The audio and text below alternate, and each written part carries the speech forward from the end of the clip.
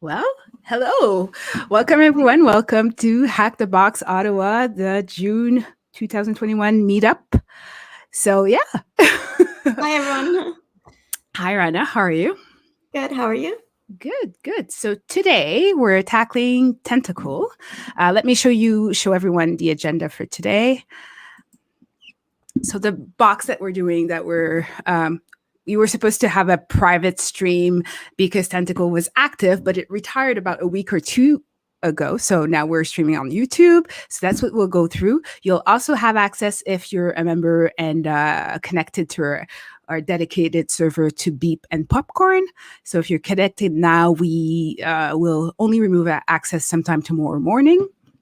So if after Tentacle you feel like playing, still working on a box, you're welcome to do so.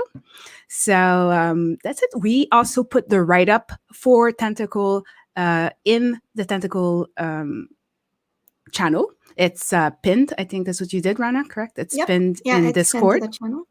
Yeah, it'd be in there. If you do not already have access to the dedicated server, we have a channel called Server Access. So go in there, put a thumbs up, make sure that your handle matches your Hack the Box username. If it doesn't, just tell us what's your Hack the Box username and we'll add you to the dedicated server. in the channel called Server Connections, there are instructions on how to connect to our dedicated server. That's a write-up and a video by Rana, so it's super clear, and you will be able to do that. If you still need help in private, I guess you can always ask in the Tentacle channel, but if you want one-on-one help, you can open a ticket in the Get Support channel, and we'll get to you as soon as possible. So that's it. Let me remove that. So do you want to go ahead and introduce our speaker for the day? Yep. Yeah. So Trevor, or goes by t1v0. So for over 12 years, Trevor has specialized in offensive security. As the founder of Loudmouth Security, Trevor has led or contributed to numerous red team engagements, penetration tests, vulnerability assessments, threat and risk assessments, and forensic investigations for a wide variety of industry sectors, including federal, provincial, and municipal governments, healthcare, education, and private sector clients. Trevor participates regularly in security CTF competitions and is a DEFCON 26 Black Badge winner in the IoT CTF and the red team lead for the Pros versus Joes CTF at BSides Las Vegas. Trevor holds several industry recognized certifications, including the Offensive Security Certified Professional, so the OSCP, the SANS GPEN, the SANS GWAPT, and the Certified SCADA Security Architect, so CSSA. A lot of certifications. He also has exciting news to share with us today, which I'll let him speak about right now. A full resume. Let's bring him in. Yep. Hey. Let me do that. Hi, Trevor. Hey. Hi, Trevor. Hello. Hello. Thanks for the introduction. So the cool news that I have to announce, I think myself, like most people, were pretty surprised by the announcement from Rana and Nancy that they were stepping back.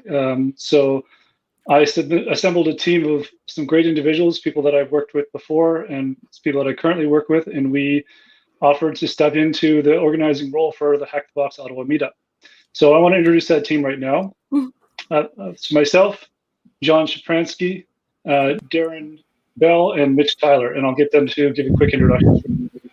Hi, thanks, Trevor. So I'm John Shapransky. I'm a security consultant with Security Compass. As Trevor mentioned, I've worked with Trevor in the past. I'm a core organizer of DC 613, and really just looking forward to continue to build on the great work that Nancy and Rena did, and I'm excited to be here. So hello, Hack the Box Ottawa. Now off to Darren. Howdy, howdy. Hello, everybody. Hack the Box Ottawa. My name is Darren Bell.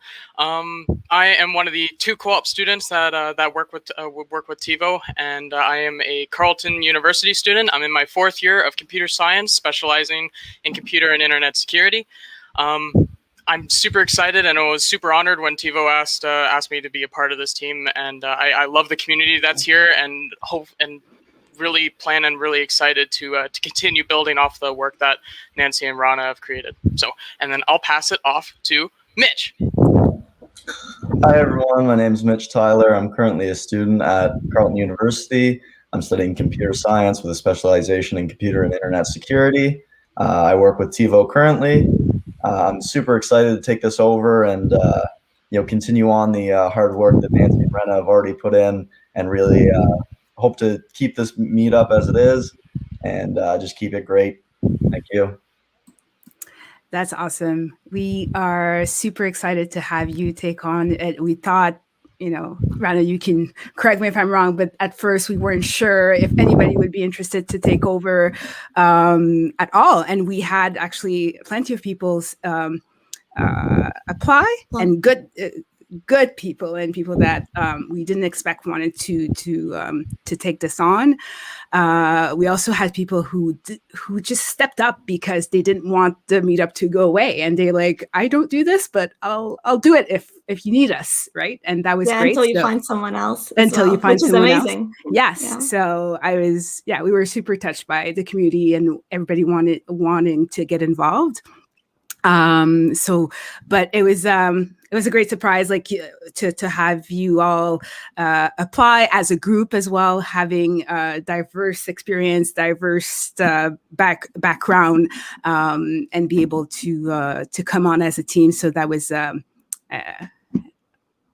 guess, an easier pick to have a team that already works and knows how to work together, and that we had full confidence that they could do a great job. And Mitch, you said to continue.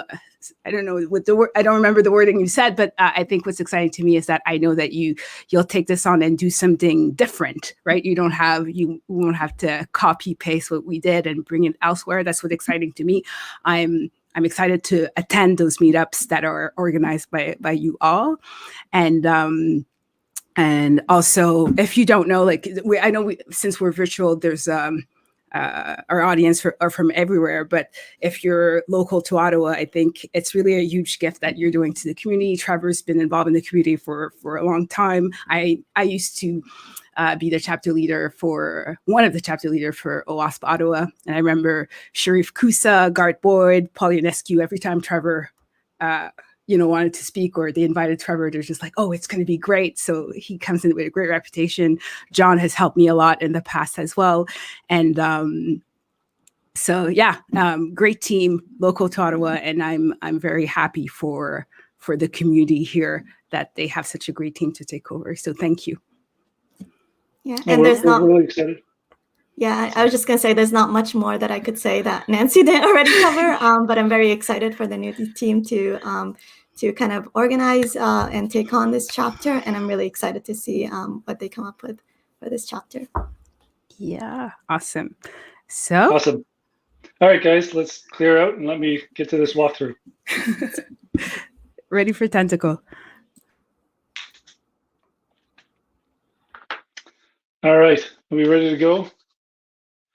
Okay, so when Nancy asked me to give a presentation for this, she had given me a couple suggestions of a couple of easy and medium boxes, and my ego got in the way of myself in this one, and I decided to pick a hard box. So I only have myself to blame, but it was actually really fun. It's my first hack the box. I've done lots of real world kind of hack the boxes, but this is my first hack the box one. So let's get started. First thing I always do when we're looking at a target is to do an Nmap scan of the target. Go through some of the switches that I'm going to use here. The first one, I'm disabling the ping sweep because I'm going to assume that the host is up. I don't need to have it. Going. I'm going to disable the DNS resolution in Nmap because I'm not configured with a DNS to resolve the hackbox domain. I don't need to do that as well. I'm going to set my timing on this to be T5. So the timing switch on Nmap determines how much time it waits for a response to get back. So I'm going to turn it up to 5, which is the largest or the quickest, so we can get back fast. The -A is basically run everything. Let's run all the scripts. Let's run all the service version detections, and let's run the OS detection as well. And then finally, the output N means to output it into Nmap format. And I'm just going to give it a file name of 1 because it's the first one we're going to look at. So this is what I would normally use, but I'm using a kind of super secret special version of Nmap right now because I want this to run a lot faster. So instead of running T5, I'm going to turn it all the way up to 11. And that way I can get my results back right away. No lag, no waiting. So this is what we're looking at. So we're looking at a box that has SSH open on port 22, running OpenSSH version 8.0. So decent place to start. One of the things that I look for is I go to CVE details. I look up the product and the service version, and I see what kind of CVEs are reported against that. So there are a few reported against that version, but most of them have special conditions that aren't sort of default out of the box, or their denial of service. Nothing that jumps out as something that's going to be super easy out of the box, exploitable with a script. So I'm going to just hold on actually looking at a vulnerability for SSH for now. But one of the things I will do is I will just try to connect to it and see what kind of authentication mechanisms it allows. So I'm just going to clear through the password. I'm not going to even try. I just want to see this line here. So the line that says the authentication mechanism that are supported. So obviously password is enabled in this one, but then there's also a couple of GSS API mechanisms enabled. So GSS is a API spec that other authentication providers can implement so that their authentication can be tied into SSH. So it's possible that there is some other kind of mechanism enabled for this as well as just password. So we're starting to gather a little bit of information. I'm going to start to save some of this into a mind map. It's one of the new tools that I've been trying to play around with and a way to capture some data. So I'm going to add over here SSH, and I'm going to keep track of what are the authentication mechanisms for SSH. Let's go back to our port scan. So the next one on the list is DNS, running ISC bind version 9.11. If I jump back over to my CVE details, I find that there are a few, but again, they're in ones where it's not the default setting. So it's not vulnerable in the default setting, or it's in a denial of service, which isn't really going to help us. So nothing, again, that's super obvious, something that's going to jump out at us. So we'll set aside a vulnerability in DNS for now, but one of the other things I want to make sure I do is do some enumeration on DNS. So DNS, it stands for domain name system, and it's a way for you to take a domain name like loudmouth.io and get the IP address for where that server is on the internet. So one of the things we can do when we're doing enumeration against a DNS server is test a whole bunch of different domain names and see if we get IP addresses back.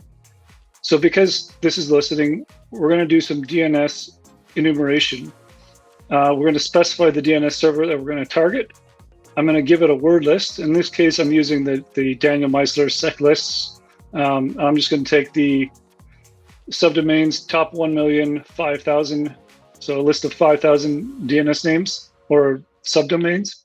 And then the domain that I'm going to target is realcorp.hackthebox. And I skipped something there. We got back in the Nmap scan. We got back one of the service info pieces with the host has a DNS or a domain of realcorp.hackthebox. So using that bit of information plus the subdomains list, we're going to do some DNS enumeration and see what we get back. So right off the start, you kind of get something pretty fast here, where there's another server called ns.realcorp.hackthebox, and it's got an IP address of 10.197.243.77. There's also a CNAME for that entry, meaning a pointer basically saying proxy.realcorp.hackthebox also is another name that points to ns.realcorp.hackthebox. So there's another target that we could potentially add to our list of things to explore down the road. And we're going to let it run for just another couple seconds because I know that there's another target that's going to pop up here. And there we go. I'm going to end it at that because I know there's no other targets that come back, but these two targets are new boxes that we could potentially explore and see if there's something else, some other vulnerabilities or services that might be exploitable on them. For now, I'm going to tuck these into my mind map. I'm just going to put them onto the side here and say these two boxes. We'll center our mind map. So these two boxes at these addresses, and we'll tuck that in our back pocket again. The next service on the list is the Kerberos MIT. So Kerberos, typically you'll see this in a Windows environment. There is an MIT implementation of it that we're seeing here. It's a ticketing system where you can authenticate to get a ticket that will give you access to a specific service or application. It's used as kind of a single sign-on mechanism. So normally when you think Kerberos, one of the first things you think about is Kerberosting, which is an attack where you can, if you have an account in a Kerberos domain, you can request a ticket for a service account, and you'll get back some information in that request that contains some encrypted material, and that material is encrypted with the user's password or the service account's password. So you can take that material and do an offline brute force of the password and try to recover the password. And that's if you have a service, an actual account, username and password. There's another attack called AS rep roasting, where if a certain configuration in the Kerberos exists where there is no pre-authentication, you can do a similar thing where you can try to authenticate, get back a piece of data that's encrypted with that keyed material, and then do the same sort of offline brute force attack to find the password for that user that you don't, if you didn't have the password initially. But both those cases, we need to start with something. We need to have a username or something to be able to start with. One of the tools that we could use at this point is a tool called Kerbrute, and it has a user enum feature where we can throw a word list of users against it and see if any users come back. So we're gonna use the Daniel Meisler sec lists again, and we'll go up with the top usernames short list and just see if sending it to our Kerberos box that we found with the domain of realcorp.hackthebox, and we'll see if anything comes back. In this case, it was a very minimal test that we did. We only tested 17, but none of those 17 were valid. We could continue doing this, going down and trying bigger word lists and seeing if we could find any. But before we go down rabbit holes like that too far, I want to finish off some of the enumeration on the other services and see what we get. So if we scroll back up, the next port that we saw is the Squid proxy. So Squid is a proxy service that allows you can configure connections through the proxy, and then administrators can control domains that they have access to, or add a little bit more control over where they're able to go, or just add some logging on where people go through the proxy. In a corporate environment, typically you'll see a proxy server configured to prevent people from going to malicious websites or websites that have bad reputations. So in this case, it's running an HTTP server or an HTTP proxy, but if we go to that port in the web browser, we can see that it's 10.224, 3128. We can see we get a default sort of error page saying that the URL we requested couldn't be retrieved. But this page does also give us a little bit of extra information. So this information is a username. The cache administrator is j.nakazawa@realcorp.hackthebox. So now we have a username. And then the other piece of information that this gives us is the host name of the box that we're looking at. So it's serve01@realcorp.hackthebox. So I'm going to copy some of this information, not that way. And I lost it. 1 second.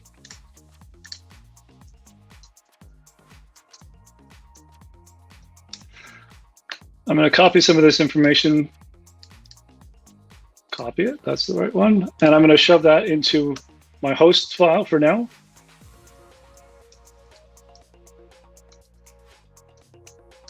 Oops. I'll add this to the end of the host file. So 10.10.10.224 is now this. Oops.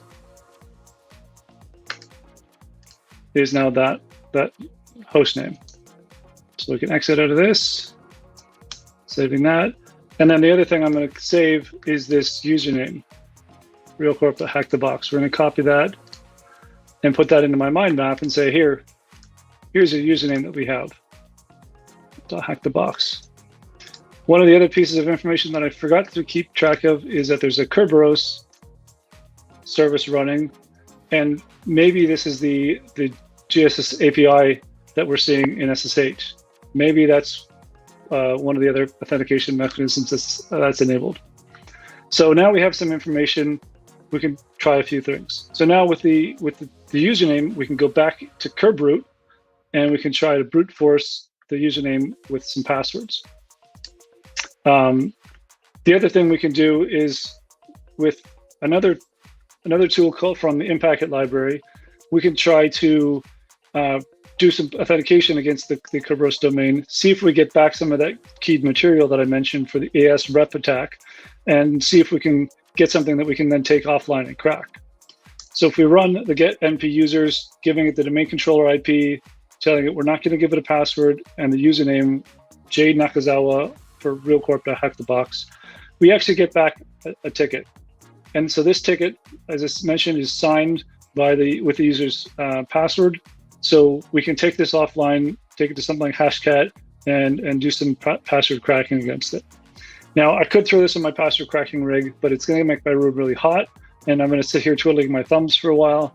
So I'm going to look at some other mechanisms and see if there are other ways for us to get some information rather than trying to go through the brute force password cracking. Going back to our port scan one last time, the SCUD proxy, the purpose is not to run a web server. That's just kind of a by happenstance. The purpose of SCUD proxies allow us to connect through to get to other systems. So maybe we can connect through to the SCUD proxy and get access to some of those other IPs that we saw, the 10.197 ones. So to do that, we're going to use a tool called proxy chains. For proxy chains, there's a configuration file that you need to set up. And so we'll go ahead and do that now. It's very basic information that you need in the proxy chains configuration file. You need a section called proxy list, and then you need to define the proxy. So you give it the type of proxy, HTTP in this case, the IP address that you're connecting to, and then the port that the proxy is listening on. You might see sometimes the protocol will be a SOCKS 4 or SOCKS 5, but in this case with SCUD, we're doing an HTTP proxy. So this is telling proxy chains to go through this proxy with any of the connections. The other flag I have in here is quiet mode. When proxy chains runs, it gives verbose output for every time you make a connection through one of the proxy chains. So when we're doing port scanning with proxy chains, we'll get a connection message for every port that we're trying to connect to. So it really fills up the page with output that I don't really care about too much at this point. So I just want to leave it in the quiet mode and just get back the regular Nmap results. So we'll save our proxy configuration.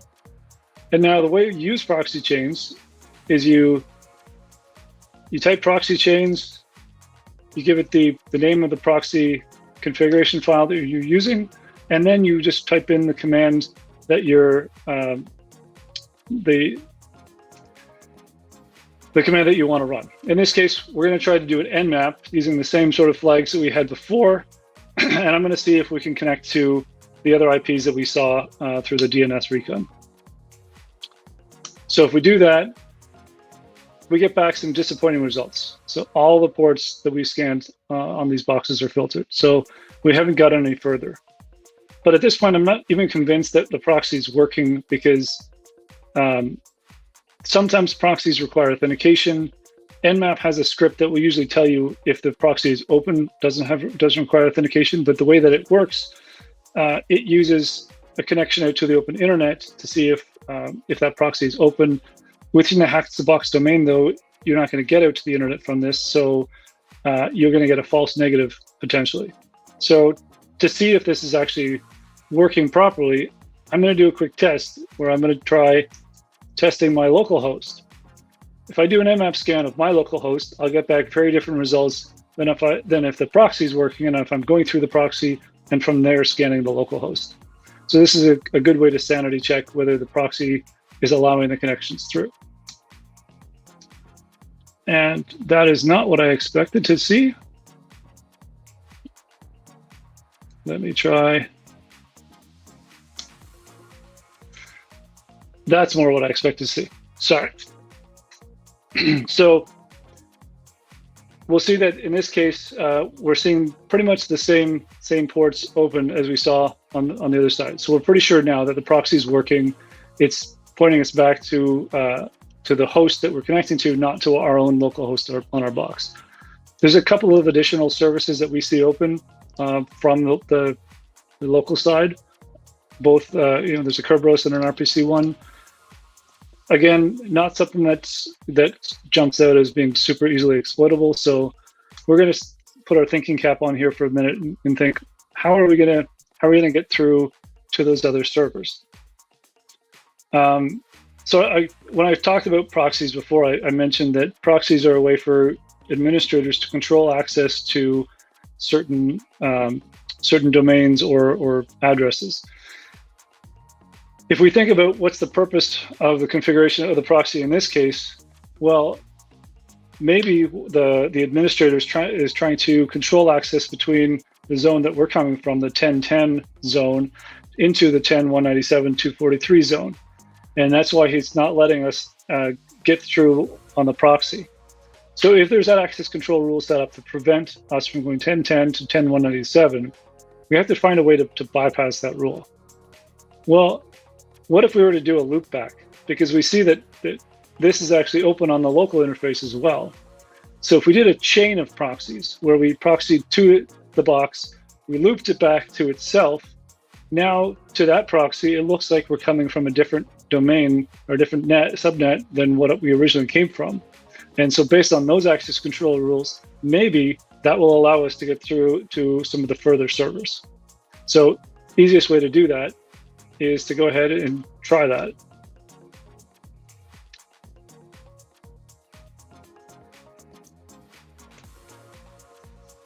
So if we try proxying through, oh, actually, before I do that, one step I got to do, I have to add to my proxy configuration.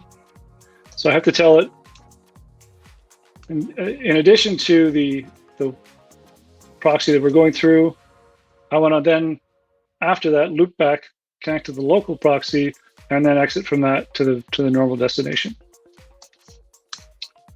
So now, if I try that again, I'll go to number 5.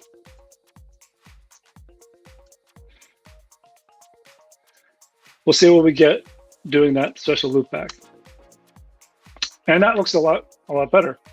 So we get all the ports on the 31 are still closed. We didn't get access to that at all, but we got access to 77. And interestingly, we see a lot of the same kind of services, same versions as we saw before. So, you know, I kind of scratched my head a little bit at this point, thinking, okay, well, none of these seem like really obvious services to attack. So where do I go from here? And so I went back and I looked at my mind map and I stared at this for a little bit. And I saw that one of the pieces I didn't copy in here is that this server, as we saw, was also called proxy.realcorp.hackthebox. And that's the one that I had access to. So we still don't have access to the WPAD, but we had access to proxy. Well, we've already jumped through 2 proxies. What's the chance that we have to jump through a third? I mean, it's not hard to try that out. It's very easy to go into our proxy configuration, and we add a third chain, 10.197.243, 77.31.28. So now we're going to go through the initial box, localhost, 77, and then we'll see what we can get to. So let's try that scan. I'll give this scan 6. Fingers crossed.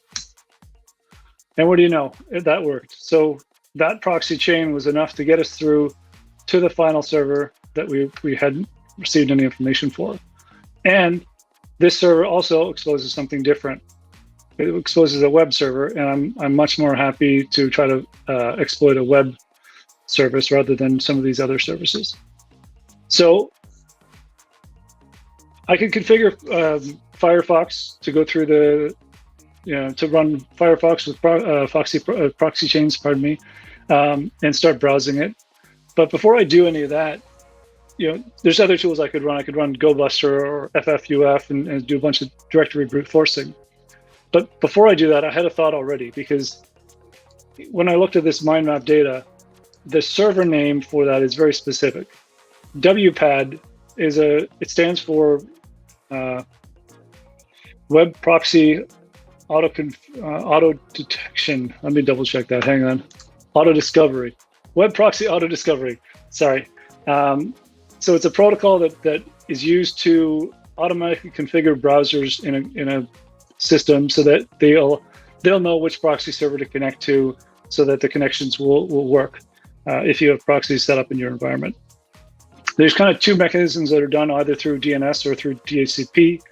And based on the ways that's configured, there are 2 standard files that are created and served on that kind of a web server. The first one is a PAC file, so it's called proxy.pac, and the other one is wpad.dat. So before I do any kind of brute forcing or anything like that, I'm just going to see, because this server is named WPAD, does that exist on the server? So if we do curl, I'm going to proxy change curl.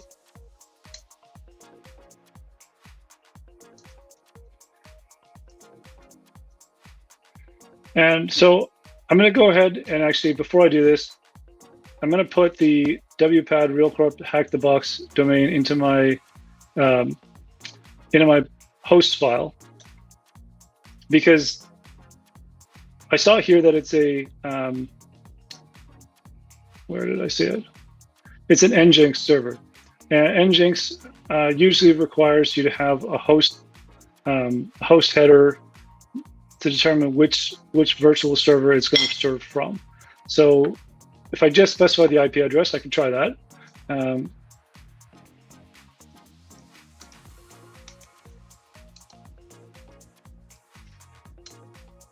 I get back a 404 page, and if I try the wpad.dat, I get back another 404 page. I know it's kind of hard to see this in text format, but trust me when I say this is a 404, this page is not found. So because I know that Nginx is very specific, requiring the virtual hosts, I'm going to go ahead and add that to my host file. So we say 10.197. Typing on a live stream, always a problem. So we'll set that as the host. So what this does, just in case anybody's not familiar with the host file, is it adds an entry that kind of, if the system needs to look up a domain name to an IP address, this is kind of a shorthand. Rather than going out to a DNS server to resolve this, it'll check here, see if it knows that entry first and gets the IP address from that. When there isn't DNS set up in the environment, this is a way to basically make your own static DNS entries. So that's what we're doing. So now when I do WPAD, and let's try proxy.pack, I get another 404 not found. But if I do wpad.dat, now I get something different. So in this case, I see the script that's going to determine how the proxies are set up in the environment. So there's a couple if statements that look at the domain that you're coming from. If you're within the RealCorp Hack the Box domain, it's going to return you a direct connection. If you're in a couple of the different subnets, so if you're in the one that we're looking at right now, 10.187.243, it'll go direct as well. So these are all internal subnets. And then here's another subnet that we see that we hadn't seen anything about before. So this is possibly another area that we can start doing some enumeration and some exploration in. And then anything else is going to go through the proxy that we found at proxy.realcorp, the Hack the Box. So my next step at this point was to look at, do some recon on this other subnet that we found, 10.241.251. You could do an Nmap scan across the whole range. You're going to create a lot of traffic, and it's going to take you a little bit of time to run through that. One of the things that I find sometimes a little bit easier is to, and because we have a domain name server on the initial box that we looked at, is to use a reverse resolution of DNS. So that instead of giving it a domain name like loudmouth.io and it returning the IP address, this time we'll give it an IP address and see if it will return a domain name for us. And so to do that, we're going to use another DNS enumeration tool called Fierce. So if we run Fierce, we give it the DNS server that we looked at first, the 10.10.10.224, and we're going to say, go through the range of 10.241.251.0/24. So all the hosts within that 251.0 subnet, all 255 of them, send those to the DNS server, see if I get a host name coming back.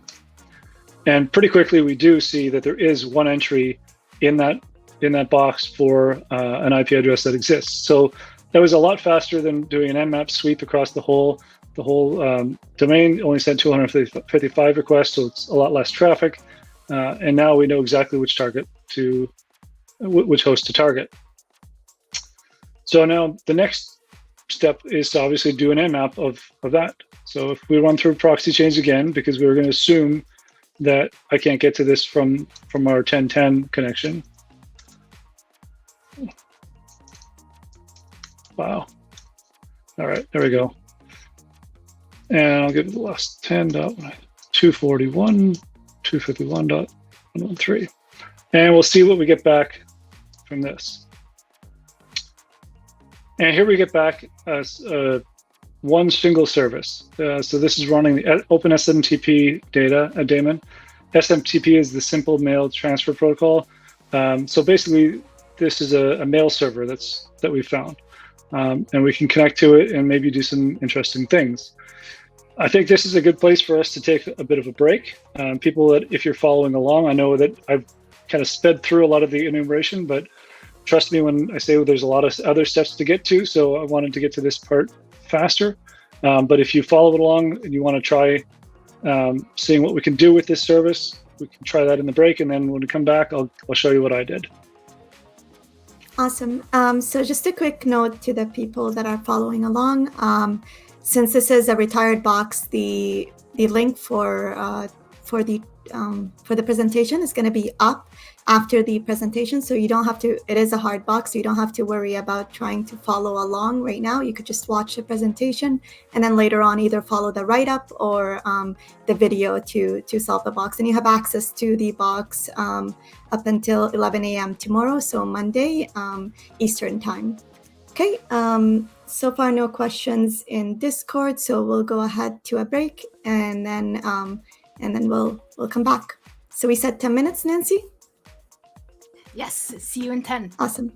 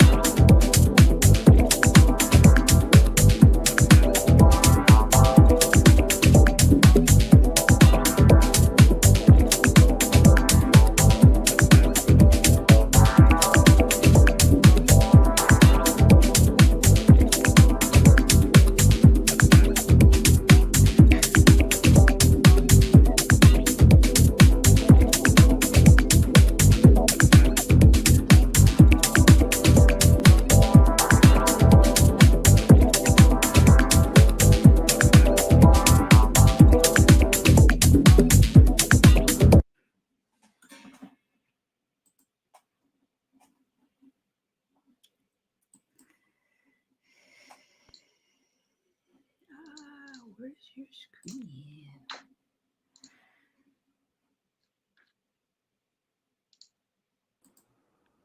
There we go. And we're back. So far, the questions have already been responded to in the Discord channel, so no questions. So yeah, we could go ahead with getting the initial vector on the box. Okay. I was browsing through the comments in the break. A couple things that I noticed. So I was trying to make a joke with the T11, the super secret version of Nmap. What I did was just write a wrapper script that when I called it with the T11 flag, it just prints out the scan report that I previously had done and saved. So I was just trying to be funny. I don't actually have. I wish I did have a super secret version of Nmap, but anyway, I'm just like the rest of you. And then when I ran the Nmap with the 31,77, that's just when I'm specifying a range. So I'll show the command here. I'm just specifying a range. So you can specify ranges in Nmap a few different ways. One of the ways is a comma separated list of different IP variations in that dot. So yeah, that's just the shorthand way. I could have written it, the full IP addresses out twice, but I just try to do things shorthand sometimes. All right, so we're back. We found this OpenSMTP. The service version detection actually gives us the version number of 200. And now when I go and I look up that on CVE details, that's what I like to see. A nice big red 10. It's in, it's a recent one in 2020. Execute arbitrary commands as root. So that seems like a very good place to start doing some actual exploitation. Digging into this vulnerability a bit, I found a really good write-up in one of the mailing lists, full disclosure mailing lists. And so what they said was that there's an injection possible in the sender's address. So when you log in to an SMTP server, you're giving it a bunch of details of who you're sending it to, who you're sending it from, what the body of the messages, etc. And the data in the who you're sending it from, there is a command injection potential there because of certain conditions. If it doesn't include the domain as part of the address, then it kind of skips one of the security checks that validates that there's no malicious characters in that address. So it's just an oversight when they were programming it. They didn't think of this condition, and because of that, we'll end up getting a command execution from the sender's address. But there's some limitations with that because there are still some characters that are not allowed in that field, and we have kind of a small amount of characters allowed within that field. So to get around that, to actually do some proper execution, they came up with a trick that was based on an old worm, where they put the exploit code in the body of the message, and it happens that when the data is passed and processed and the command injection happens, the body of the message is one of the parameters that gets tagged onto that, and so then it can be executed because of that. So they have an example here where they do some putting some stuff into a file and calling ID just to prove that it actually works. But I wanted to take this and make it an actual exploitable, something that I can use to get a reverse shell back from. One of the key parts of this exploit is this little, what they call a comment slide. So when the body of the message gets added to the command line, it'll also get added with any of the SMTP headers. So,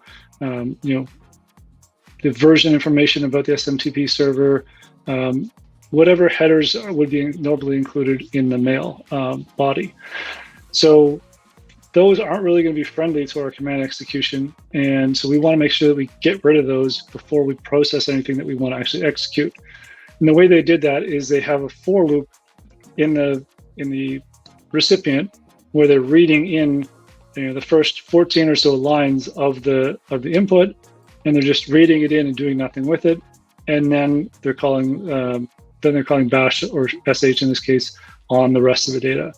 So when they enter the data, they put in this comment slide because you don't know how many headers you're going to have, but once you read in 14, you're hoping you have less than 14 headers, that it's going to land at somewhere in that comment slide. But because it's comments, it'll just keep going, basically like a NOP slide, where it's, no execution, slide down to the part where you actually do want to execute. So we can build this exploit ourselves and get ourselves back a nice reverse shell. So to start off, I need a couple things. I need to know what my IP address is here. So it's 10.10.14.3. And then I need to start up a netcat listener on port 4444. So now that the prep work is done, I can connect through proxy chains. And I have trouble talking while I'm typing. So I'm going to use netcat through proxy chains to connect to the SMTP server that we found. And so we get back the banner saying SMTP realcorp.hackthebox. I'm going to go ahead and introduce myself. So SMTP is a text-based protocol. There's some answers and some questions and responses that'll come in. So the first part of it is you say, hello, realcorp.hackthebox. And it comes back with a pleased to meet you. So very nice. So they're very cordial. So the next part is mail. So this is where the sender address goes. And so I'm going to put a semicolon because that will end the previous command in the command injection that I land in. And then I'm going to execute some shell code. So there's some bash code for D in let me find my example. Sorry, I've blanked for a quick second. There we are. For D in, and then I'm going to give it a list. It's just basically creating a loop for it to go through, and then do read D, done. And now that part will strip out the headers for me. Now I'm just going to say bash to interpret the rest of the payload, and then after that we'll exit 0. And so it says, okay, no problem. We'll accept that sender address. Now I have to give it an address of who I'm going to send it to.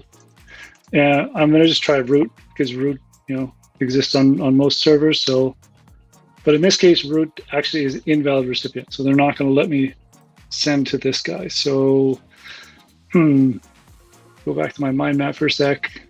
And I'm reminded that, yeah, I do have a user in this domain, J Nakazawa at realcorp.hackthebox. So what if I send to him? Is that allowed?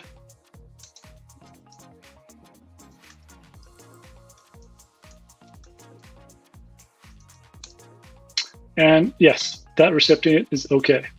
So now we get onto the data section. And this is where we enter the payload. So we're going to start with the comment slide. I just put 14. You can put more, maybe a few less, but you want to make sure that you put enough that if there are very few headers, you're not going to read through and skip the part that you actually want to execute.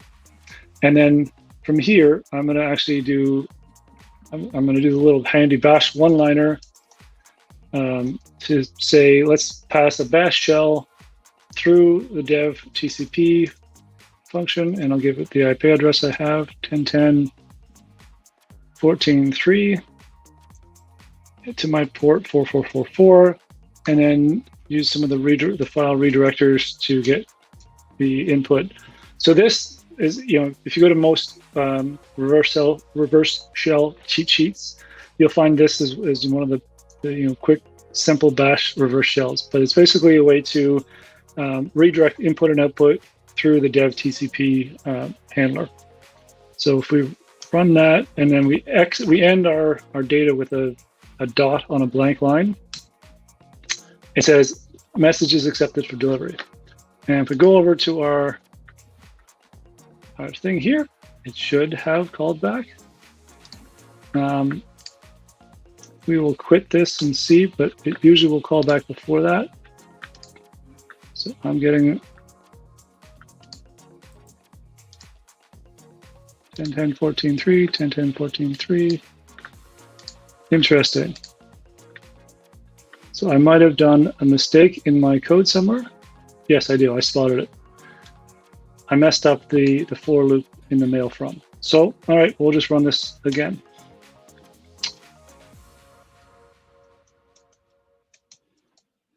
And this is the problem with doing manual typed out exploits. There are some Python scripts that will automate this for you.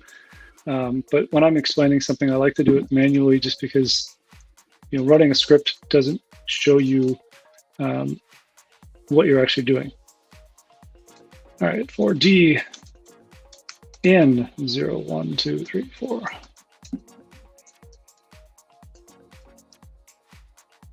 Do read D done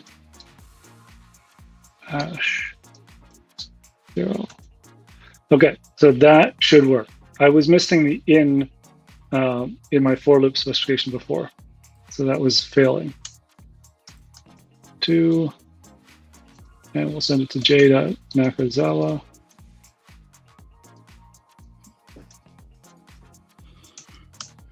And then we'll put our data. And there is a blank line required there. I'm not entirely sure why that is, but my exploits weren't working without it. I think that's enough.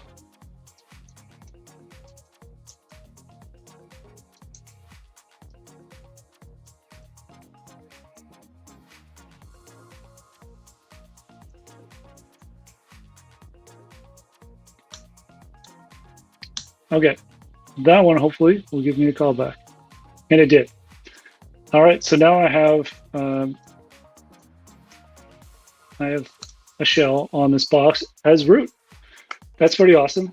But wait a minute, I never even got user somewhere, so this can't be the end of it. Let's do some poking around and see what's around. Not a whole lot in the user's in the root's home directory. But because I'm root, I can see who else is on this box. And oh look, I see Jay Nakazawa has a home directory on this box. So I wonder what's in his home directory.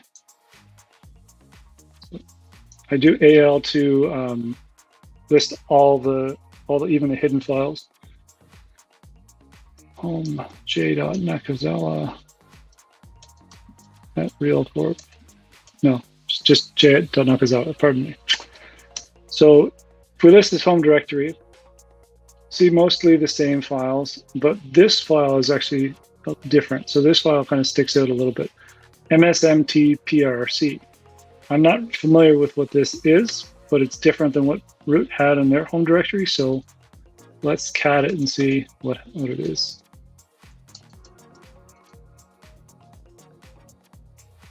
TPRC.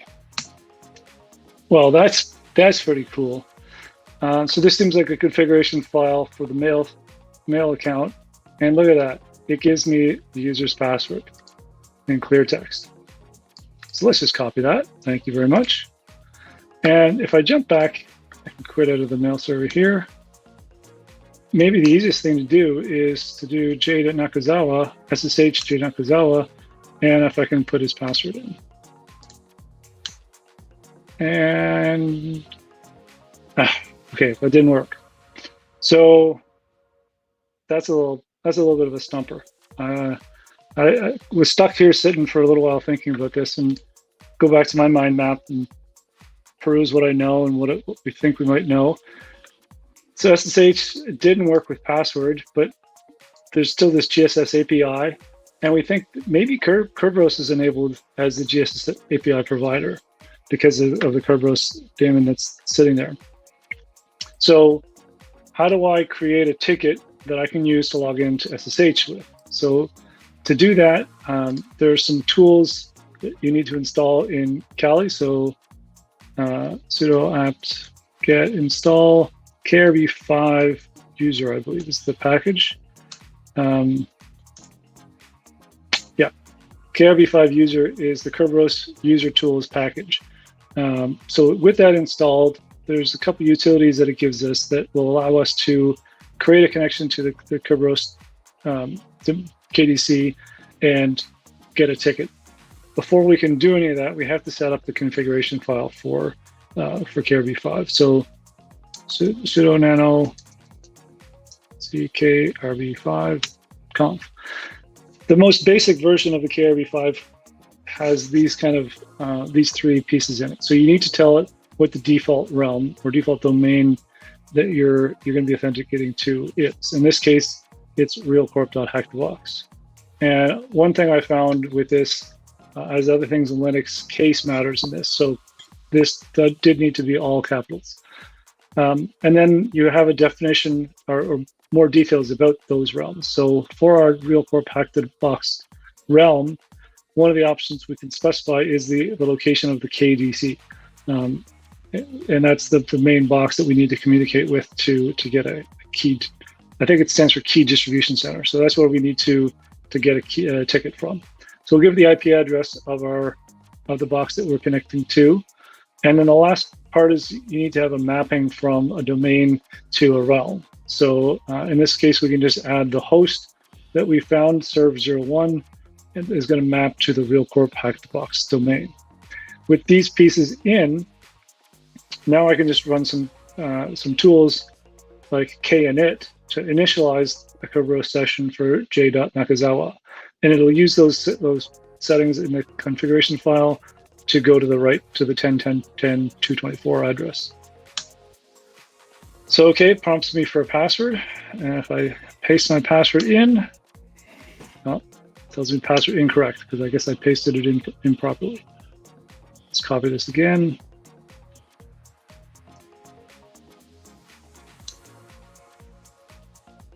All right, let's do it manually then.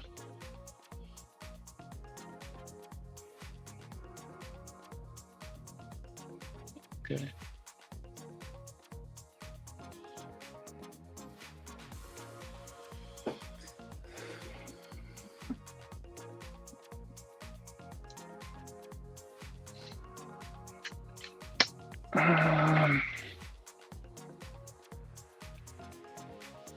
That is annoying because that should work.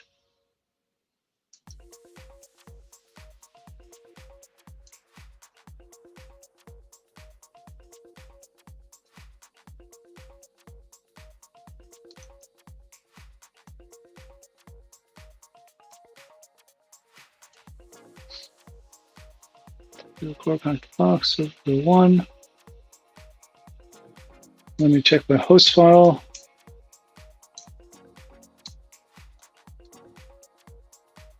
Server01 is there. Let me check to make sure that I'm still on. Yes.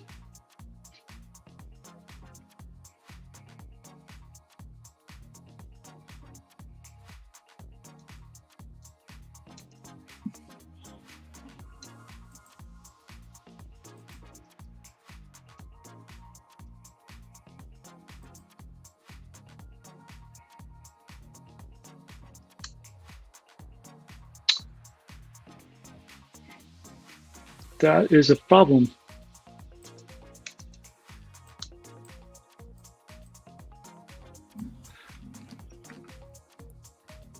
So someone on Discord is saying maybe there's a space at the end in the password. Is that a possibility? There wasn't before when I was doing this. Oh no, I mean that you copied a space by accident. There's an underscore character. Oh, I see. Okay. Yeah. So,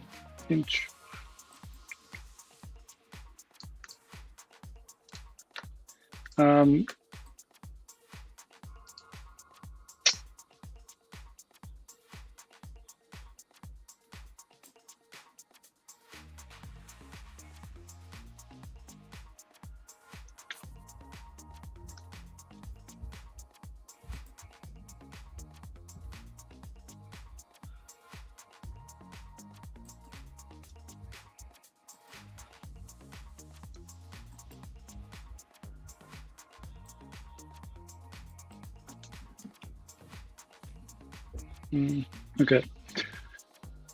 This is problematic because I can't get into this box without a Kerberos ticket. Do we want to maybe do a quick reset of the box? Sure. Yeah, that might take a few minutes. And so I would suggest taking maybe a 5-minute break, get it working, and then come back. Is that okay? Yep, that works. Awesome. Nancy, can we go on a 5-minute break?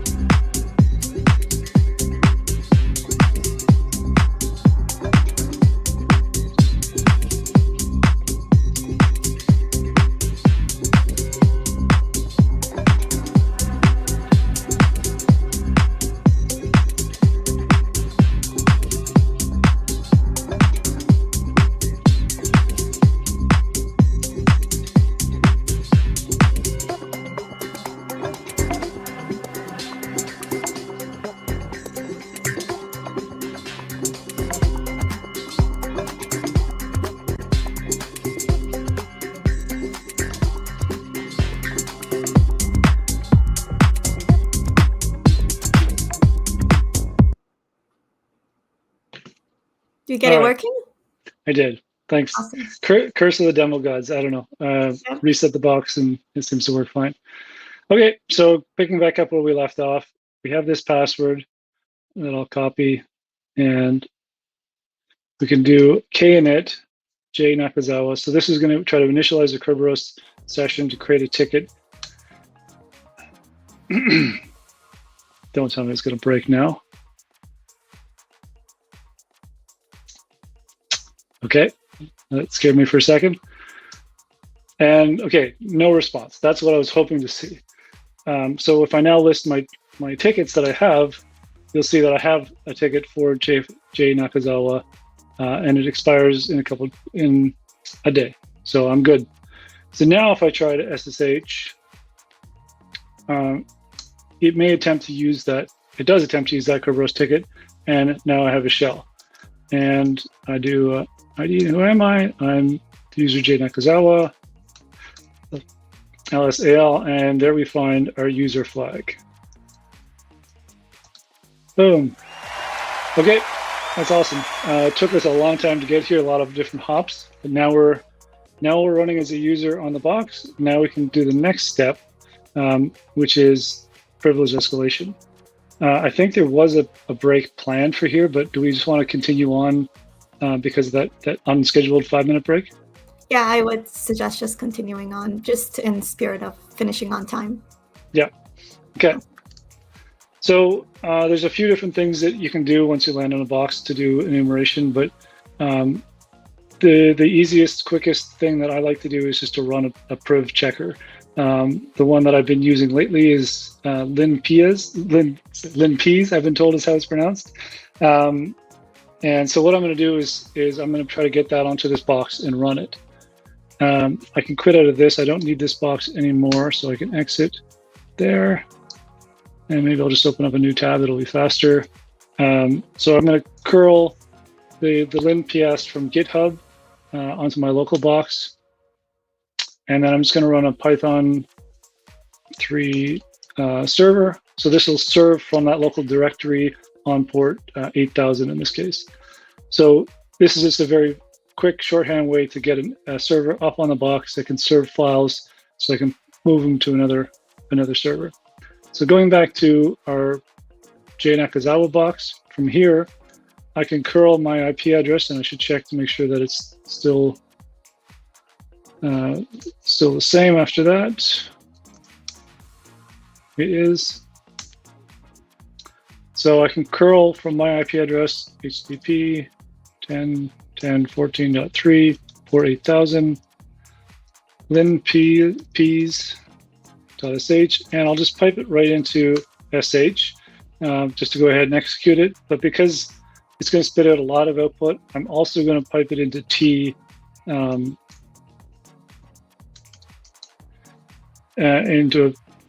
the output into a file as well as standard out, so I can see what's going on, but I also get it saved into a file at the same time, so that if it scrolls past something and I want to go back later, I can refer to the file. So we'll run that and just sort of sit back a little bit. The nice thing about LinPs is the highlighting that it does, the different colors, and you can see there's an interesting spot that just kind of flew past where it highlighted it in orange and yellow. And that's something that's a high likelihood of being a privilege escalation vector. So that's something that we're going to want to come back to afterwards and take a look at and see what's the deal there. We're seeing lots of red, which is a potential privilege escalation vector. So there's lots of stuff for us to come back and look at. But in this case, we'll start with the stuff that was highlighted in orange. And this will run for a little bit of time, but then we're done. So here, if I try to scroll back up, I'm going to hit the scroll limit on this window, which is the main reason why I created the privs.txt, and I'll just pipe it to more so I can go page by page on this. So now if we, oops, I scrolled past something there. If we start going through this, one of the first things it looks at is the path, and it notices that my local directory is on the path. So there's a potential privilege escalation vector where I can put files into my local directories, and because those are on the path, if another user executes them, I could potentially have them execute my malicious code or my malicious program instead of some other, what they intend to run. So that could be a privilege escalation vector if the user trying to run something has more privileges than I do. But in this case, I don't know of any other users on this box. I don't know that anyone's running anything at this point. So we'll continue on and see if there's other stuff that we can find. And if we keep going down, and this is the one that I saw as it was scrolling past. So we see an entry in the cron tab. So cron is a way for Linux to run things on a schedule. So we see here that there's something in the cron list that will run on the schedule *******, which means every second of every minute of every day of every year of every day of the week. So basically every minute, no matter what, it's going to run this script. And the script that's going to run is this log backup script as the user admin. So that's interesting. I wonder what it's doing. So we can easily drop out of this and just say cat user local bin log backup.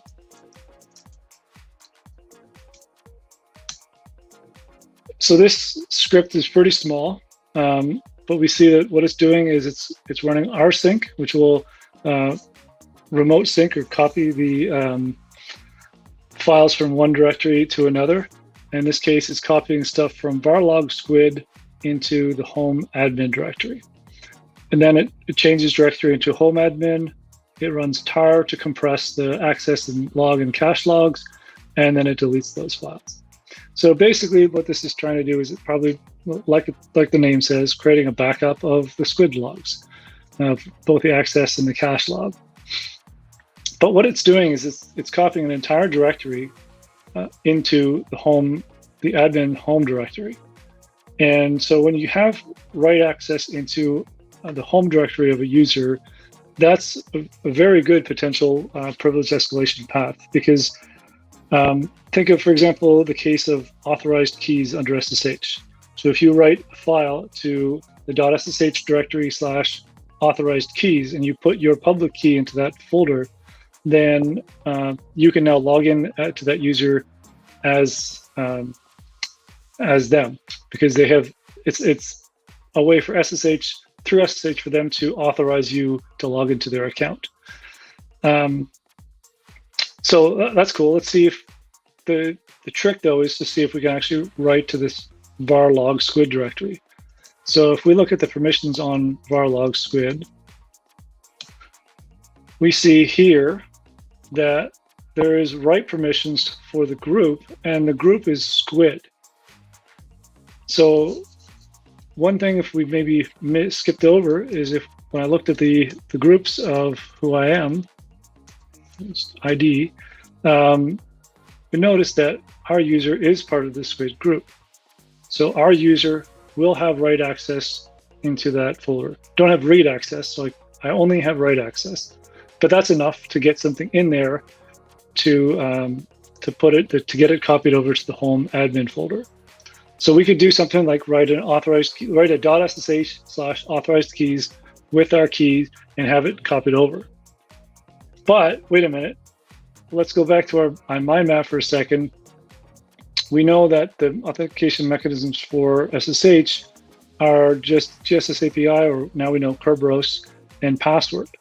So key exchange is not a part of the supported authentication mechanisms. So doing that's not going to get us anything. So this kind of stumped me for a little while, but then going into the Kerberos documentation, it seems that there is a similar way within Kerberos to grant access to your account. And they do that through the use of this K5 login file. So if you put the name of a principal, in Kerberos language, principal means a user. So if you put a principal on a line in the K5 login file, and that K5 login file is within your home directory, it's basically the same as having the key in the authorized host directory. So this is great. This gives us a way that we can write a file, we can echo our username, j.nakazawa @realcorp, hack the box, into varlog squid.k5 login. So that we'll put our principal name into the K5 login file under varlog squid. And that's fine. We're allowed to do that because we're part of the squid group that has write permissions on that. Now, waiting for a minute, we can go back to one of our other. Don't need that guy anymore. Now I can see if we can SSH using the same Kerberos key that we have for the Kerberos ticket we have for Jay Nakazawa, see if that lets us in to the admin user. And boom. So we waited enough time, the cron job copied it over, put the K5 login file into the admin's home directory, and now we're logged in as admin. So, whoops. I forgot the double ampersand, so I didn't run ID properly. But anyway, so we know that we didn't run who am I properly. So we know that we're admin in a bunch of different groups. Again, the squid group. So we're a different user, maybe a little bit different permissions on certain things. So we can do the same thing we were doing before, where we run linps, and I'll serve that up again. So we'll curl linps again. Linps, sorry. I don't know why I'm stuck on linps. That's just the way it comes off my tongue. And we'll do the same thing where we tee it into privs.txt. So we'll pull it down, because I didn't actually save it. I just piped it to SSH the last time, and we'll tee it there. And that did not work. Failed to connect. Oh, duh. I put the wrong IP address. 14.3, my host IP address. Privs.txt. That should work better. So then we have to wait for this to run, because now this is running in the context of the admin user. So things that we see are going to be a little bit different, because that user might have other permissions or other misconfigurations that give them different access. Do we want to take a break while we'll let this run and before we get back to the final PrivEsk? Yep, yeah, we can definitely take a 10-minute break and then come back to get root.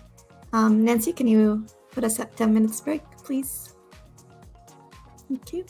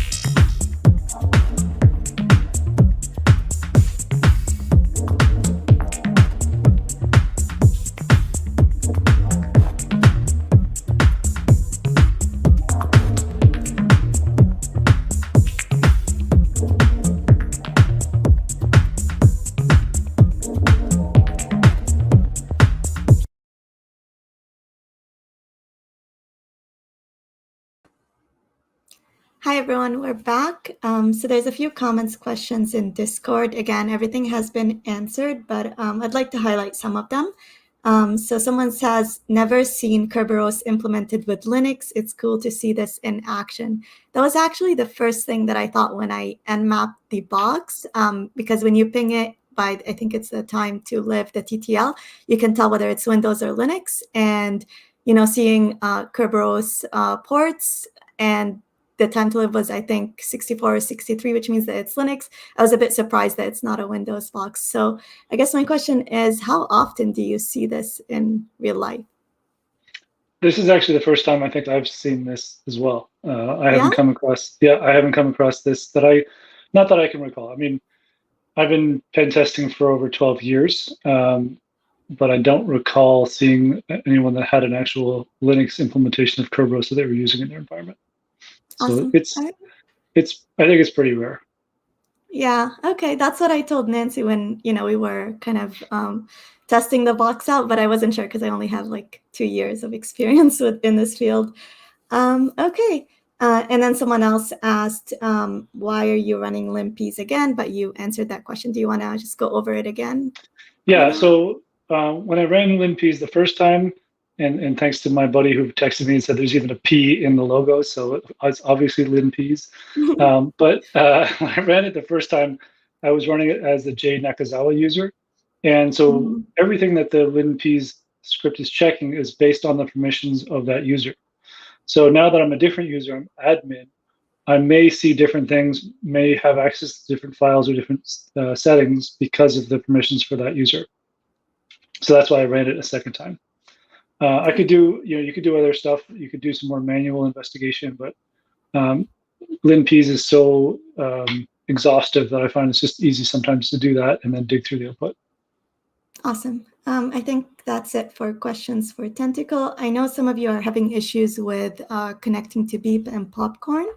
So I'll look at, I'll try to debug the issues while we go ahead with the presentation. Okay. Awesome. Here we go. All right, so I've gone back and I've run the LIMPs as the admin user, and so I've gone back through and I've got to this section that I've. If you dig through LIMPs for a little while, you'll come to this section where it looks at the Kerberos, conf files, and tickets. And because we've already done so much in Kerberos to get to this point, it kind of jumped out at me that there may be some additional Kerberos stuff going on. So when LIMPs told me that it found kadmin in the user bin folder, and it found a keytab file. These are both concepts that I was not familiar with initially. So I went to the Kerberos, the MIT Kerberos manuals, and I looked up what a keytab is. So keytab is actually just a table that stores long-term keys for one or more principals. So basically can be used to store keys that can be used as authentication to some of the command line clients. And kadmin is one of those command line clients. Sorry, up to the top. It's a command line client that will give you administration access into the Kerberos system. So using the two of them together, you can specify, I want to run kadmin. I'm going to pass it a keytab file that contains the credentials for a principal that I want to authenticate as. And you can, having access to both of those gives you the ability to access the Kerberos administration system, which is basically the same as being domain admin on a Windows Active Directory domain. So let's follow this route and see if there's some stuff that we can do with that. So first of all, I want to just double check that I do have access to the keytab file. Let's see, krb5.keytab. So I see that there is read permissions for the admin group on that file. So because I'm part of the admin group as the admin user, I have read permissions to the keytab, which is all I need. I don't need write permissions to be able to use it. I just need to be able to read that file so that the command line clients that I'm using can read that and get the keys from that. So what I'll do first is I'll run klist to see what keys or what user principals are stored in the key tab file. So see here that there's some local host, and then we see the kadmin/admin. So this is the admin user of the Kerberos administration system. So now I know that there's a key, or a long-term key for the kadmin/admin user. I know I can access the kadmin client. Using all of this, I can log in and be an administrator basically on the Kerberos domain. So let's do that. So if we do kadmin dash, let me look up the exact commands here. So dash K to say we're going to use the key tab, specify the location of the key tab file. And then the principal that we're going to log in as is the kadmin admin user. Okay. Yeah, and spells it would help if I spelled admin correctly.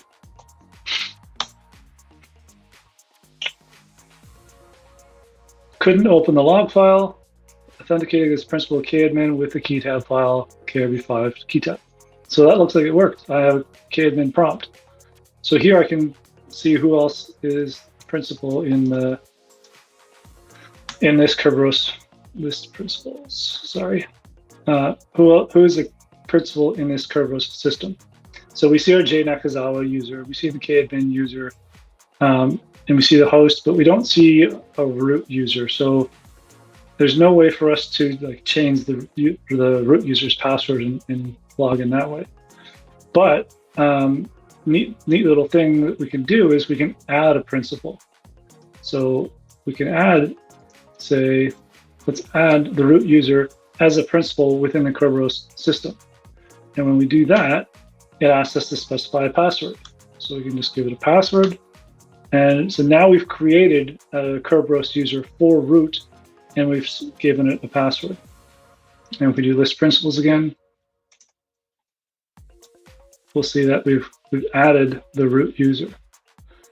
So that helps us because there is another utility within the Kerberos utilities called KSU. And it works like the SU command in Linux to switch user, but KSU uses the Kerberos authentication mechanism to do that. So now that we've added an account for a principal for root under the Kerberos, we can do KSU, authenticate using the Kerberos credentials that we've just added, and hopefully if everything works, we'll switch users to the root user. So if we KSU root and we give it our password, so that's interesting, authentication failed. So let's go back into our kadmin and let's list principals again. Well, we see that our root user has disappeared. And actually this KM guy has appeared. But interesting, so there must be some sort of script or something running that is going to remove our root user after a certain amount of time, because we did see it, we created it, we saw it was there. So we have a bit of a race, it seems like. So if we add principal root again, and then we exit really quickly and we KSU root here, there. We did it fast enough. We got in before they removed the user from the Kerberos system. And we can see we're running as root. And now we see our root flag, which we can just cat. And boom, we have rooted the box. Yay, the crowd goes wild. So that was the box. It was a lot of fun to do, a lot of different steps. As you know, as I said, this is my first hack the box, so I didn't really know what to expect when we talk about a hard box. But it definitely was a lot of steps, a lot of researching different pieces to be able to put it all together to get the final chain to work. And I hope that it was helpful and educational. Awesome. I thought it was great. Definitely learned a few things from this, well, several things from this box. I have a question. How realistic are the attack vectors that you experienced in this box? Have you seen them before in real engagements? Definitely the proxying through is, it's very, I guess, analogous to pivoting. When you land on a box and you get a local access, and then you pivot through that local access to try to get to other systems. That's very much the same kind of attack method that we did to proxy from one box to another to another. So that's very similar to the kind of real world stuff that I've seen and done. As I haven't done Kerberos attacks on Linux before, but it's just another authentication mechanism that can be abused in certain cases. Awesome. All right, we have a question from DBStart09. He says, wow, you've been doing this for 12 years. Have you hit burnout point at some point? How do you handle it? Yeah, the question is, how do you handle it if you hit it? Yeah, I've hit burnout point a couple of times, and usually it triggered a change in jobs. So I've kind of had a 4-year cycle of career. So I started doing pen testing with IBM. And I worked there for 4 years, and then I switched to another job where I did consulting for 4 years, and then I got tired of that and switched, and that's when I started my own company. And thankfully, running my own company is challenging enough, and there's different aspects that I can get into. Now we're getting into growing our team and teaching some of the young students that we have working with us. So there's some new aspects that I can engage on with that keeps it fresh and engaged.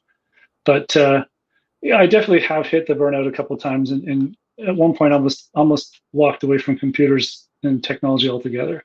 But I found ways to change it up a little bit. IBM was very app focused when I was working there. So then going to consulting, I got a lot more exposure to networks and more red teaming, penetration type stuff. So that kind of gave me a fresh perspective and fresh look on things. So it's more of like switching different areas in pen testing that allowed you to kind of get a change in environment, I guess.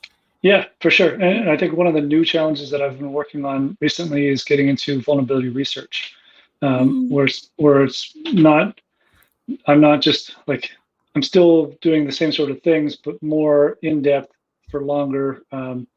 And trying to do other things you don't normally do on a normal VA, like in-depth fuzzing and reverse engineering and analysis kind of stuff. So those things give me a new fresh perspective that keeps it interesting. Awesome. I have a few more questions, so I'll ask them. So you have a lot of certifications. Do you recommend, because a lot of the people in our group are beginners, do you recommend going the certification path for beginners? And if so, is there any certifications you think would be useful starting out? I'm a bad salesman for certifications because I kind of hate them. That's okay. That's a valid opinion too. I want your real opinion versus, like a sales pitch on a certification. Yeah, no, I mean, ones like the offensive security certifications, I actually like those because they're hands-on, practical. But all the other ones that I've done and seen are you study for an exam, you write your exam. It's a multiple choice kind of thing, and I find that kind of thing doesn't really demonstrate the kind of abstract thinking or the actual hands-on skills that is necessary for this job. Unfortunately, the industry has sort of a love of these kinds of certifications, and so when I'm working in consulting, that's a requirement. A lot of the times on the bids is they want to see, they think that that's a good demonstrator of expertise, so they require, and they being the clients, require us to have a certification. So that's why I have got so many, just because it helps me in that aspect of my career. But I think things like this, like Hack the Box, are much more valuable for gaining experience doing CTFs, and then doing a hands-on course like the offensive security and getting those sort of certifications. I think are are more beneficial. It really depends on who you're trying to impress. If you're trying to impress the clients that are issuing RFPs that have these requirements, well, the certs from SANS are going to help in that respect. If you're trying to impress somebody that runs a pen testing operation that you want to become part of, things like the OSCP and other hands-on certifications. I know eLearn Security has some more hands-on stuff. Those kinds of things demonstrate that ability better, I think, than some of the SANS ones. Awesome. All right. Someone else asks, how do you find IoT pen testing? Oh, IoT is fun. IoT is fun because it's like going back in time 10 years. I kind of joined pen testing, like I've been doing it for 10 years, but I feel like I missed out on the heyday when things were super easy to do. When you had an open SSH or telnet server on the internet that had default credentials of admin. So I missed out on those days. But doing IoT pen testing, it's kind of like I go back to those days because it's so poorly configured, and some of this stuff is so old. Like seeing a telnet server or server running telnet is very common. Seeing unauth is very common. Seeing web vulnerabilities that have been known about and fixed so often, like SQL injection, command injection. So it's almost like, in some aspects, it's like shooting fish in a barrel. Like it's just so easy and fun. So there are aspects of it that are that offer a bit of a challenge in terms of doing some of the more reverse engineering on different architectures. But I think there's some. If you want to feel good about your pen test skills, go hack some IoT stuff. Awesome. All right. I see Nancy's here, so want to do the quiz first, and then we'll do the rest of the questions. Maybe you can go ahead with one or two questions before we start, because there's always someone who doesn't see the link to the quiz. So I want to make sure that you get the time to join. The quiz is on the screen. It's also in Discord. So it's easier in Discord. You can copy paste, so just click it. I'll wait another minute, or if you have any other questions, we can do that. And then I'll start the quiz. If it's your first time here, we give to the winner a 1 month VIP subscription to Hack the Box for answering a few questions. I think there's 5 or 6 for this one. So I'll go with one more question, and then we'll do the quiz, and then we'll take the rest of the questions. So this is related to the box. The user says, but root is a local account, right? So by using @principal, you created a new user or copied the root hash to the KDC. The technical details of that, I'm actually not entirely sure of. That's something I'd have to go back and look how that actually works. It's something I came across in some forum posts about adding users to. And it's just something I gave a try. So how it actually works on the back end, how it maps the local accounts to the Kerberos accounts, I don't know the details on that. Okay, awesome. All right. So I guess I can't remember, but you were looking at certain documentation when you were doing the box. Is that linked in the write-up, or is that something that you could link maybe in Discord for them to look into it? I don't think I linked it. I have some excerpts from it, which I realize now is kind of plagiarizing, but I will provide links for what I was looking at. All right, perfect. So maybe looking at that and doing a little bit more research would, they'd get their answer. All right, I'll leave the rest of the questions until after the quiz. Okay.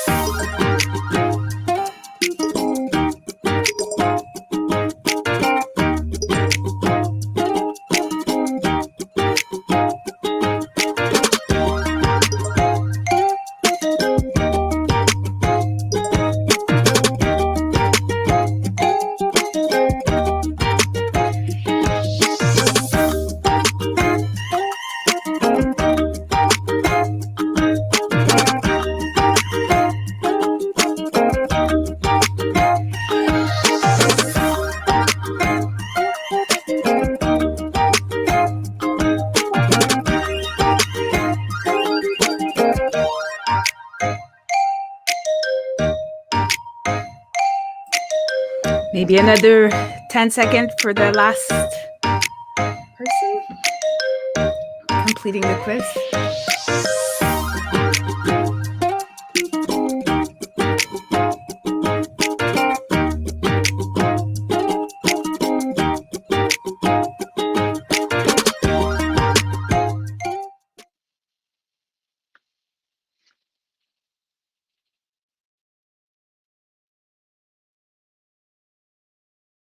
Here they are, our three winners. RB24, El Jacko 86, and Psycho Slave. So RB, I don't recall seeing this handle on Discord, but just make sure that we know who you are. Maybe DM me, I'm Nancy or Nancy G on Discord to make sure that I know where to send that VIP subscription. Maybe we can go over the quiz and review the questions. And do you want to go through them with me, Trevor? Sure. So this one, I asked, what's the tool that we use to proxy through the multiple hosts? And I tried to come up with some different ones to stump people. But as we talked about many times, the proper answer is proxy chains. Change proxy and tunneler are just ones that I pull out of my head. And then Nmap and Netcat are programs that we use for port scanning and just regular connection, raw socket connections. So then, what is the name of the proxy service we connected to? So you might have remembered that it was an animal of some kind. So thought I would try to trick you up with Octopus. Drop there is a common SSH server. Tilapia, just in case you were in the seafood family, but wasn't quite sure if it was what it was. And then the proper one is squid. And proxy D, I don't know, just sounded like a proxy daemon. So WPAD, had fun coming up with different acronyms for this. The right one is the Web Proxy Auto Discovery, but the other ones, were just things that I was able to come up with proper things that fit the acronym, just bogus. And then we talked about this when we did the exploit for the SMTP, the hashtags in the data section. What was the purpose of that? So the real purpose was to escape any of the headers that might come through in the body of the SMTP message. So to give us a place to land once we escape through our headers, and then from that we'll slide down into the body of our payload.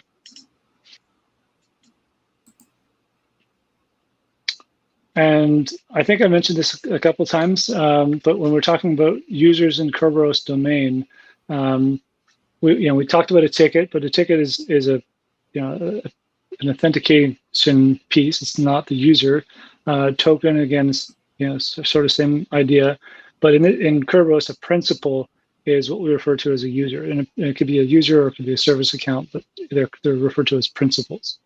And then K user was just one I made up, and daemon obviously is a service that's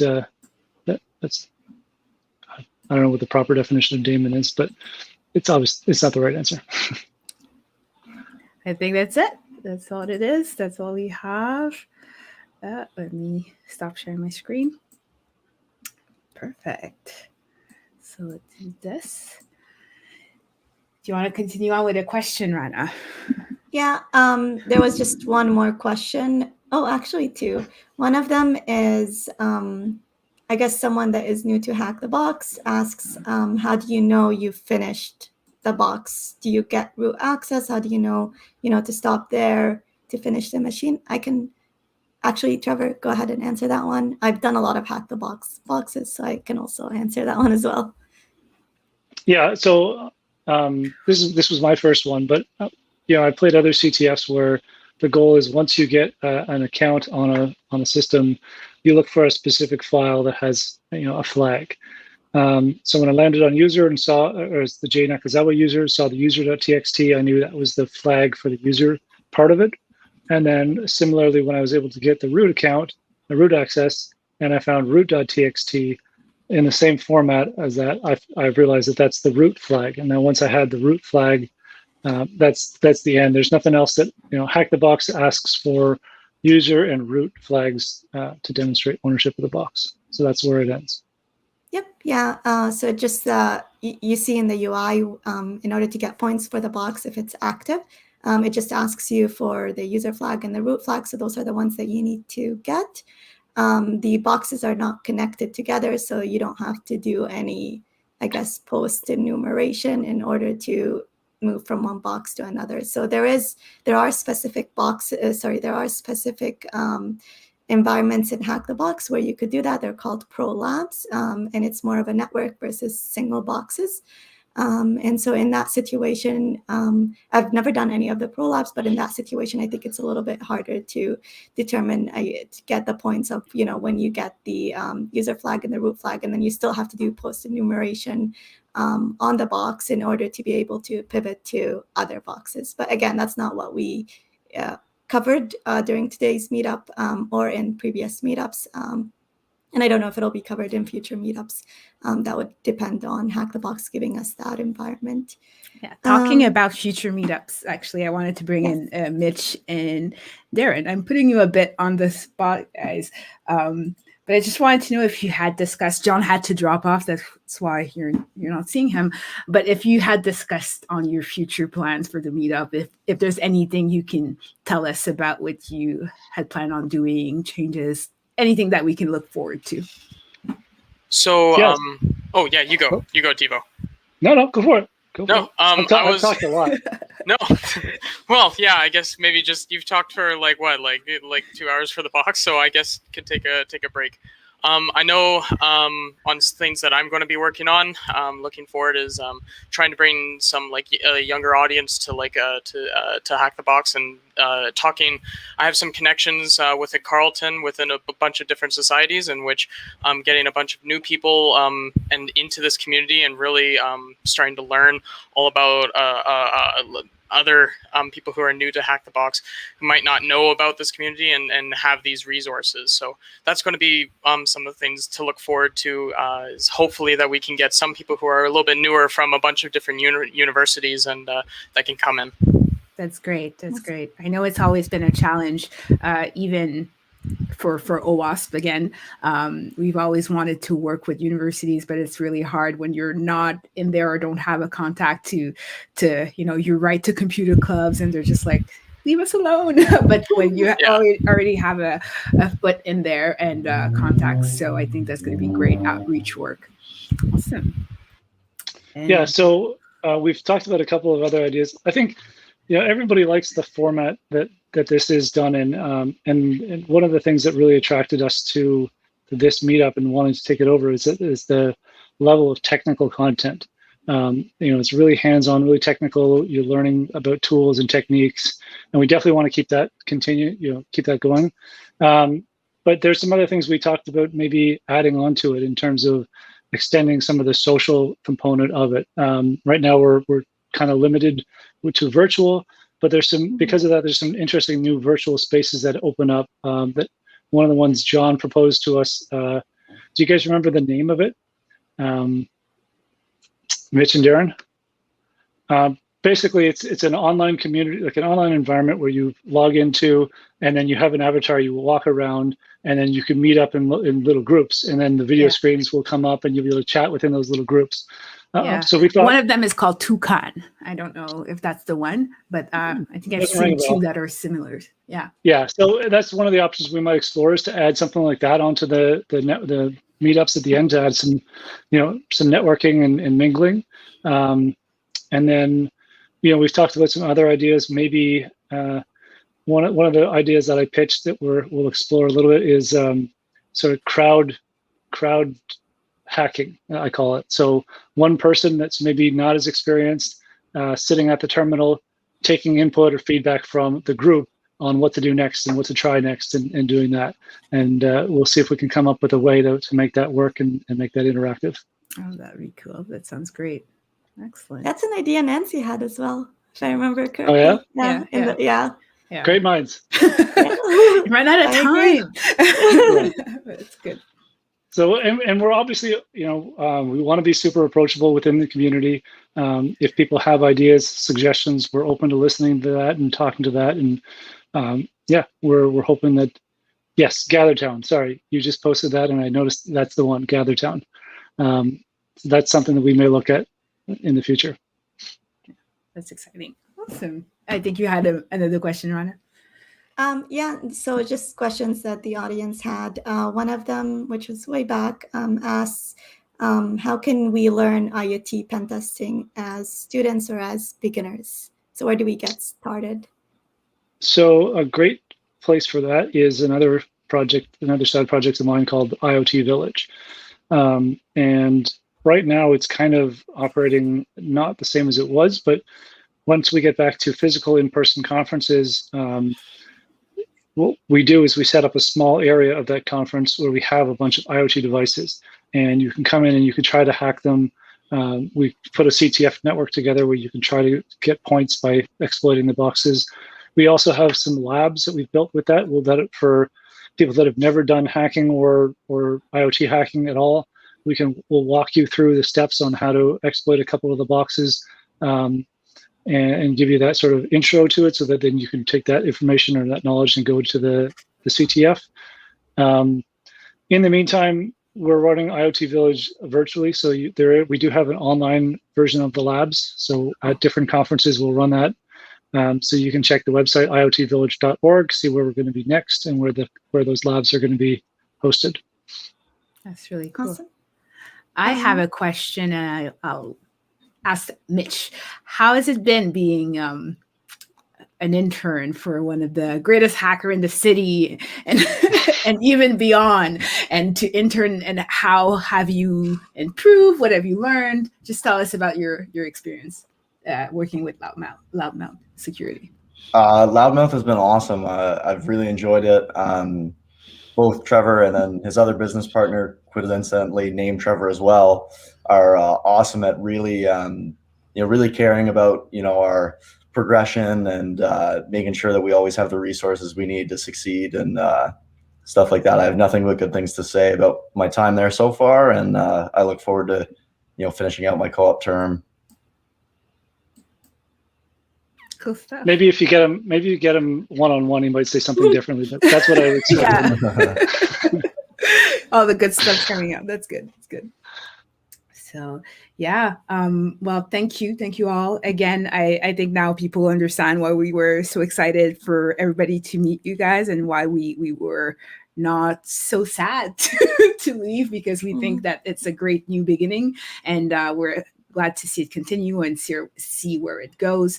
I didn't mention that, and we didn't mention that earlier, but we really want to thank at least many people, but at least Colin, which is Whiskers in InfoSec, and also John Moore, GD Moore in Discord, who were both amazing and great supporters, and always in Discord with us, helping out, give us advice, feedback.